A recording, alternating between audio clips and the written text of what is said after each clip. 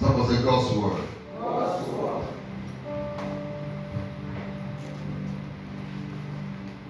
The very what? Of what? God's word. God's word. If you go to Joshua chapter 1, verse 8, it says, this book of the law shall not depart out of thy mouth, but thou shalt meditate therein day and night, and thou mayest observe to do. Underline that word, thou mayest what? Observe to do. In book of James said, we should not be listeners what? Alone, but also what? Doers of the word. If you listen and you don't put into action, if you don't practice, that person is deceiving himself or herself. You should not be listeners alone, but doers of the word. If we end up being a listener and they don't put it into practice, that person is deceiving himself or herself.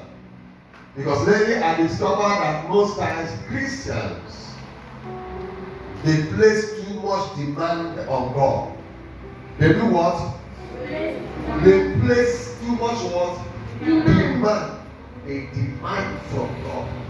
It's not that God cannot do or bring to pass anything we demand of Him.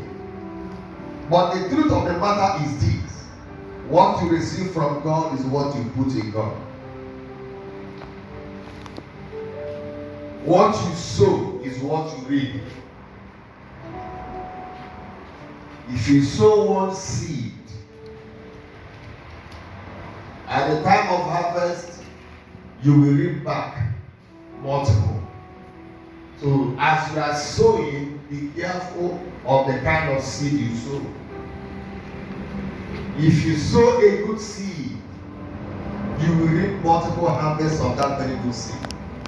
If you sow a bad seed, you will reap multiple harvests of the bad seed you sow. And you cannot reap a seed of any other person other than yours. Even in Ezekiel chapter 8, it said the fathers have eaten salt bread, and the children's teeth are set on edge. So this proverb shall not be used in Israel again. Only the soul that sinneth shall die. Amen. The wages of sin is death. So we place so much demand on God, and when we don't receive from God that which we demanded or that which we ask, we begin to say that God is not faithful. You're lying. We begin to say that God does not answer prayer. Yeah, He does answer prayer.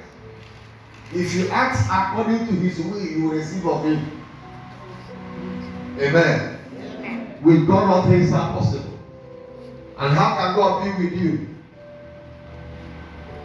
Jesus said to them, my Father hath not left me alone, for I do always those things that pleases Him. When you do the things that pleases God, God will be with you. Amen. What are those things that pleases God? Obedience to His word.